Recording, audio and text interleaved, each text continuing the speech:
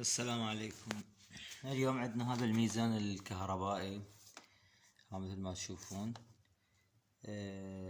جاني ما يشتغل، يقول صاحبه قالوا لي بطارية، بديت له بطارية يقول نفس الشي ما اشتغل خلاص. انا شكلته على الكهرباء مباشر، يعني شكلته ماكو اي اشارة. مثل ما تشوفون هاي فيشة الكهرباء، راح احطها تصير شلون الجتحة الخفيفة، يعني نقول لك الباور ماله دخله كهرباء بس، يعني شلون ما دا يستجيب او شي. هسه نفتحه ونشوف شنو المشكل. هسه مثل ما تشوفون هذا فتحنا الميزان، هذا الداخل ماله، هذا منا دخول 220. تدخل هنا عبالي هاي بالبداية محولة، يمكن هاي يعني يا اما محولة يا اما مثلا كرت يحول اي سي. هذا يدخل الاي سي حول دي سي، وبالنهاية الاسلاك هاي تدخل هذا الكرت يحول البيانات والداتا لهاي الشاشات، وهذا حساس الميزان. فهسه راح ادخل 220 منا ادخلها مثل ما دخلتها قبل شوية، وافحص منه هذا الوايرين الاحمر، هذا الواير الاحمر وهذا الواير الابيض. وين رايحات؟ هسه نشوف وين رايحات. واير الاحمر وواير الابيض هي هنا مقطوع، يجوز هذا سويتش القطع. الاحمر مقطوع، الابيض مقطوع، والاحمر ثابت. راح اثبت الواير الابيض واجرب واشوف شنو اللي يصير وياي. هسه مثل ما تشوفون لحمت هذا السلك الاسود، تأكدت ان الاسلاك هذا سلك بالدخول همين كان مقطوع، رجعته بهاي الفيشة لا تشوفوه، هاي الفيشة كان مقطوع لحمته. هسه دخول 220 داخل هاي العتلة، هذا المحولة او الكرت داخل، وافحص الخروج ماله هنا. هذا الخروج ماله ماكو اي فولتية، يقرأ على الاوفوميتر يقرأ 0. فراح افتح هاي وافتحها واشوفها شنية محولة، اذا محولة يعني عاطلة المحولة او واير مقطوع او شي. فتحت هاي القطعة السوداء كانت هنا، طلع كرت دخول 220 لازم يخرج فولتية دي سي، يعني تدخل منا يدخل 220 لهنا، هاي الاسلاك تتدخل وتخرج منها لازم الفولتية المقررة. بس اول ما باوعت على هذا الكرت منا الظاهر ماله ما بيه اي شي، لا مكثف، ما هو بس بيه 3 مكثفات، مكثفين كيميائيات ومكثف سيراميكي. بس من تقلب منا تباوع اذا يطلع بالكاميرا، شوف هذا الاوسيليتر المذبذب، هذا الاوسيليتر شلون محفور منفجر. هذا مستحيل تصير الاشارة الا بحالة واحدة، انه انا اعرف رقمه وانزع هذا الاوسيليتر وابدله، اما اني فما راح اقدر اعرف رقمه طبعا. والكرت يمكن عليه رقم، لا راح ادخل رقم الكرت واشوف. عموما انا حتى لو عرفت رقمه ما تصور عندي يعني، بس راح اشوفه زيادة معلومات. هذا الكرت الكتابة راح اكتبها على الجوجل واشوف ايش يطلع لي وش الاوسيليتر هذا. هاي وحده يجوز البرج دايود سهل تبديله، يعني حتى اذا ماكو انا اسوي برج دايود. بس قصدي يعني هذا راح احاول اعوضها لهاي الدائرة بدائرة تدخل اي سي وتخرج دي سي. وهسه شوف شلون. هسه هذا الكرت نزعت الاسلاك، قبل لا راح ادخله للجوجل وعلى مود اعرف شكل الخريطة وشكل الاوسيليتر المذبذب، انتبهت على هذا المكثف مال الخروج، قريت القيمة مالته مكتوب عليه 10 فولت شقد مايكرو فراد، 220 مايكرو فراد، 10 فولت 220 مايكرو فراد.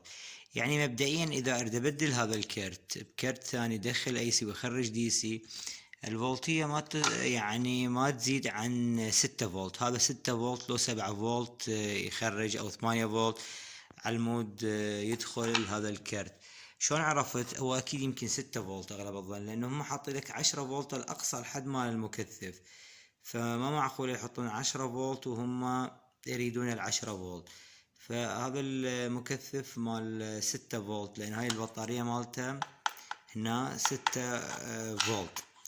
فراح ادخلها على جوجل واتاكد، وانا هم راح اسوي الدائره بايدي، او راح اجيب كرت ثاني مباشره. دورت بالورشة عندي مثل هذا الكرت يطلع 6 فولت، ما لقيت هذا مال الادابتر مال راوتر ونانو يطلع 9 فولت. جيت افحصها ما يخرج فولتية. فسخته، شفت هاي المكثفين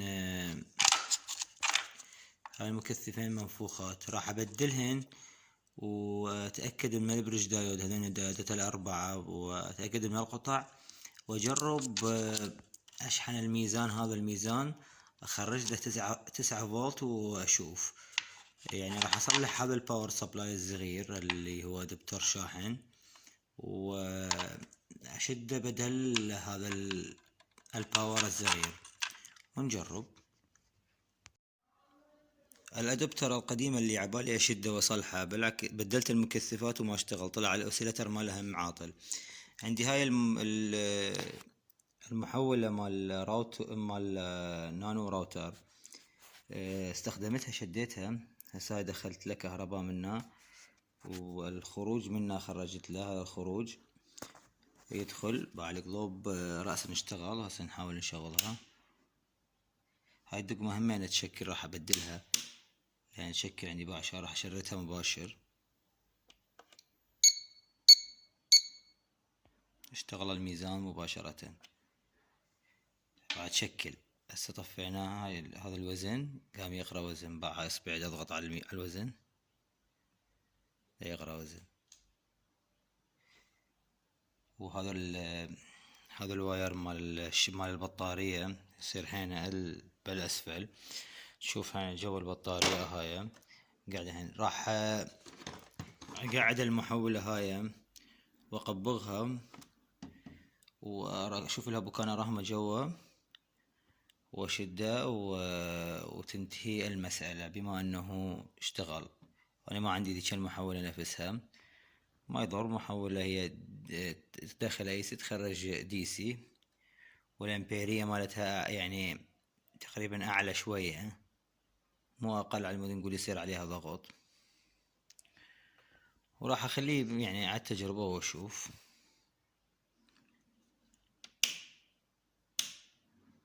بعد يشكل هاي الدقمة، تشكل هاي الدقمة توصل، هاي تشكل.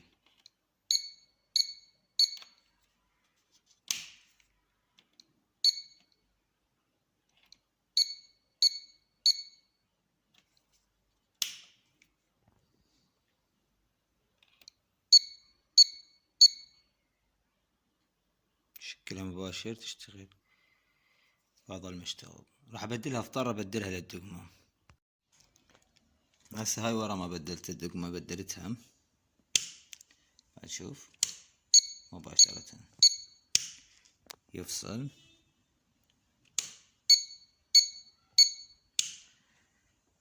اذا شنو كان العطل عندنا؟ كان العطل منا هاي دخول 220. هاي دخول 220 تدخل اكو محولة هنا صغيرة، كانت تدخل 220 تخرج يعني 6 فولت. هاي المحولة عاطلة. شلون عرفناها؟ والفكرة من الفيديو شنو شلون عرفناها؟ نفحص الخروج مالها، تنزع منا اذا اخاف اكو شورت بهاي الدائرة، تنزع منا وتفحص الخروج. ما تخرج المحولة، اذا هنا الخلل تبلش تخرج منا، ومن تحطها تنحبس الفولتية، يعني اكو شورت منا او اكو خلل منا. يعني تتبع المراحل، تشوف الدائرة مين بادية ومين تطلع. والفكرة بتتبع المراحل وتتبع الفولت، دخول الفولت وخروج الفولت. أتمنى هذا الفيديو يفيدكم، ونلتقيكم في فيديو لاحق، والسلام عليكم ورحمة الله.